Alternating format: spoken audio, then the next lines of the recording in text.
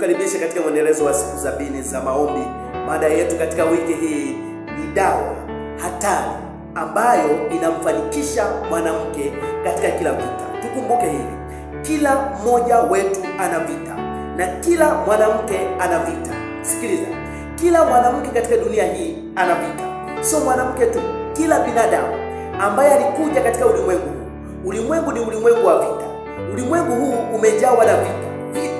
Sio vita tu ambavyo vinapiganwa leo kwa kutumia risasi. Sio vita tu ambavyo vinapiganwa leo kwa kutumia bunduki. Sio vita tu ambavyo vinapiganwa leo kwa kutumia ngumi. Sio vita tu ambavyo vinapiganwa leo kwa kutumia kitu chochote kile. Kila mtu aliyepo katika dunia hii ana vita. Sikiliza, vita ambavyo tunaviangalia katika wiki hii ni vita kwa upande wa kina mama. Wakina mama ni watu muhimu sana. Mama ni mtu muhimu katika dunia hii. Mwanamke ni mtu muhimu sana katika dunia hii. Mwanamke ni mtu mvumilivu sana katika dunia hii.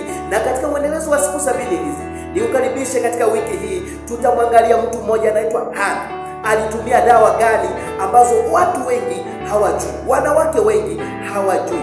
Hana kama mlinzi wa familia alitumia dawa gani kwa ajili kwanza ya kumtuliza mume wake, kwanza kuwatuliza hata maadui, kwanza kuwashinda hata maadui? Hana, tunamwangalia Hana. Sikiliza, katika Samueli wa kwanza sura ile ya kwanza kuanzia mstari ule wa 10 katika siku hii ya leo, natamani uone hapo ambapo tunakutana na Hana. Kati ya kitu ambacho alitumia Hana, dawa ambayo ilimsaidia. Kumbuka hili, wanawake ni kati ya watu ambao wamedharaulika. Wanawake ni kati ya watu ambao wanapitia maumivu. Wanawake ni kati ya watu ambao wana machungu. Wanawake ni kati ya watu ambao Hana anawakilisha baadhi ya jamii ya wanawake ambao wako katika dunia hii tunayoishi leo. Baadhi ya watu ambao jinsia ya kike ambao wanapitia aibu ya kukosa watoto, aibu ya kuchekwa, aibu ya kutokuwa mama wa maana katika dunia hii. Unajua, katika ulimwengu huu na katika dunia hii tunayoishi, mwanamke ukikosa watoto ni kati ya watu ambao, sikiliza, Hana hata kama Hana alijua kwamba tumbo lilifungwa na Mungu, Hana akukimbia kwenda sehemu fulani kupata dawa. Sikiliza, Hana akukimbia kwenda sehemu fulani hata kwa adui yake ambaye anaitwa Penina. Ni kati ya mtu ambaye Hana, tukumbuke hili, nikukumbushe kidogo historia. Hana ni kati ya, alikuwa mwanamke kati ya mme wake, mme ambaye alikuwa ni mmoja, Elikana. Alikuwa na wanawake wawili, Penina pamoja na Hana. Biblia inaeleza ya kwamba Hana hakuwa na uwezo wa kupata mtoto kwa wakati huu. Shida ilikuwa ni nini? Mungu alikuwa amefunga tumbo lake. Sikiliza, kuna saa Mungu anaweza akafunga kitu fulani kwenye maisha. Ili niweze kukifungua, sitaweza kukifungua bila kutumia kitu chochote kile, bila kutumia dawa. Dawa pekee ndio ilimsaidia Hana kufungua tumbo hilo. Na hata wewe nikutie moyo, nikupatie matumaini katika siku ya leo.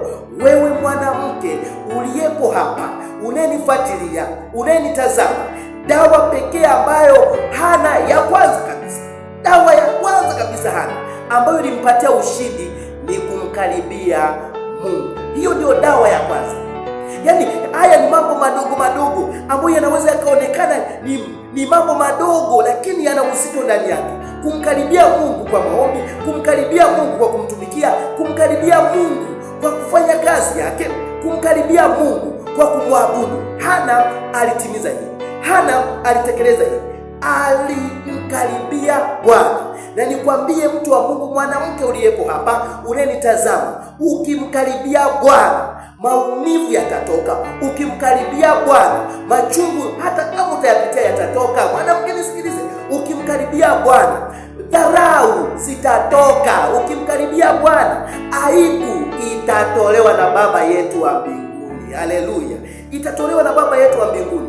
Nikimkaribia Bwana, ukimkaribia Bwana, hata kama utapitia machungu, najua umebeba maumivu, najua umebeba machungu, dharau, kama ambavyo Hana alidharaulika, aliadhimia kumkaribia Bwana. Kwa nini usimkaribie Bwana katika siku hizi 70 za maombi? Na tuombe.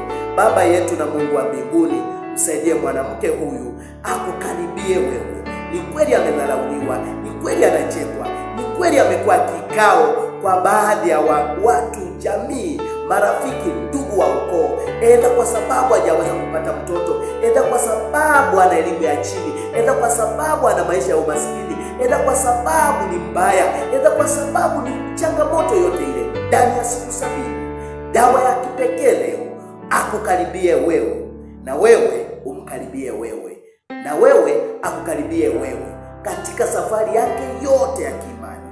Na Bwana atakapokukaribia, aibu, dharau ikatoke kwa jina lako Yesu Kristo. Amen. Bwana